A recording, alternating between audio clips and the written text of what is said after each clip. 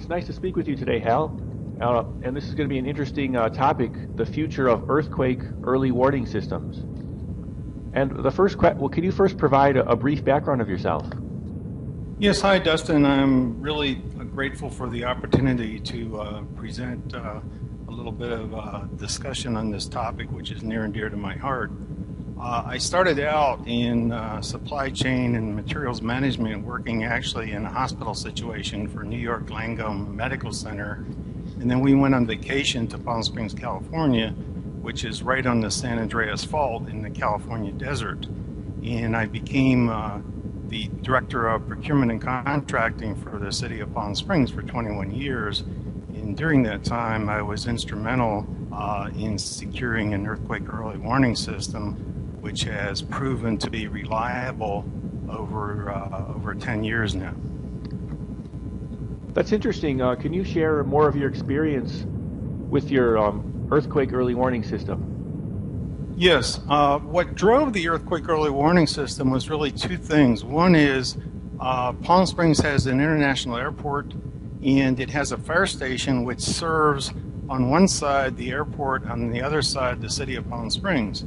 And so it's a major facility, and a neighboring jurisdiction in an earthquake had their doors, for their main doors where their fire equipment and ambulances would dispatch from, damaged in an earthquake. So at the worst possible time when the earthquake had occurred, they got their stuff stuck behind doors.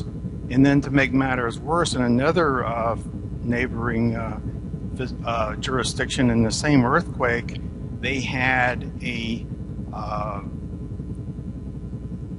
overhead that would normally be where school children would wait for buses, and that collapsed during the earthquake. Fortunately, the earthquake had happened during a weekend, and so no one was hurt. But those two things illustrated that if we could possibly put something in place that could prevent both of those situations from happening, it would be a good thing to have.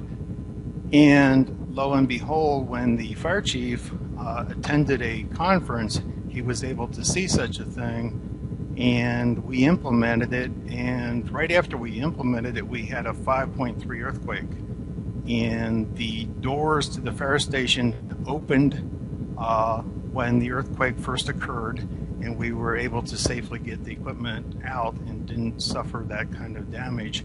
And the system is currently in some of the local schools there, and the kids, from the time the warning sounds until they get under cover, under a desk or in a safe place, it happens within a typical reaction time of 3 seconds, which is sufficient time, because although the time varies from the time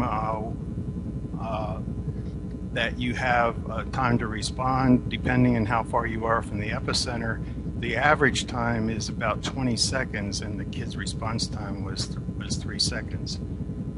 So the benefits for that kind of a system are additionally, you can hook the system into an electronic box, so that when the earthquake first occurs, with the few seconds of warning you get, it can shut off gas so that you don't have a fire, or electricity. It can stop elevators so they don't get caught between floors. And I'm sure that listeners can think of all kinds of applications in terms of medical facilities, bridges, trains, transportation, airports, all kinds of possibilities. And so this is a system that definitely is proven to be able to save lives and property. And do you have any recommendations for supply chain executives who might be using this system? I think one of the important things, we all in today's world are very keenly aware of the negative impacts of disruptions in our supply chain.